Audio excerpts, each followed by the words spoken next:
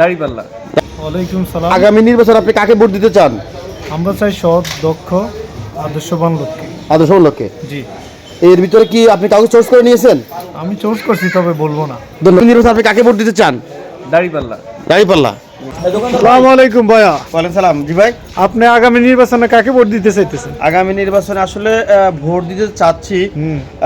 সবচেয়ে বড় বিষয় হলো আসলে ভোটটাকে আমরা দিতে পারবো কিনা, আমার কাছে এটা সন্দেহ মনে হচ্ছে। কারণ আপনারা দেখছেন যে গত এই একদিন আগে মানে গতকালকে লক্ষ্মীপুরে ভোটের সিল জালিয়াতি করতেছে একটা পক্ষ। আসলে এইভাবে যদি ৬৬ জেলার ৩০০ থানাতে করতে থাকে তাহলে তো আসলে মানুষ যে ভোটের অধিকার প্রয়োগ করতে পারবে আমার মনে হচ্ছে না। ১৭ বছরে আমরা দেখেছি আসলে এই মুরব্বীরা কবর থেকে এসে ভোট দিয়ে গেছে, মৃত মানুষের ভোট হয়ে গেছে। কিন্তু সেভাবে যদি ভোট হয় তাহলে তো অবশ্যই আশা করি আমি ভোট দেওয়া লাগবে না, কেন্দ্র থেকে ভোট হয়ে গেছে।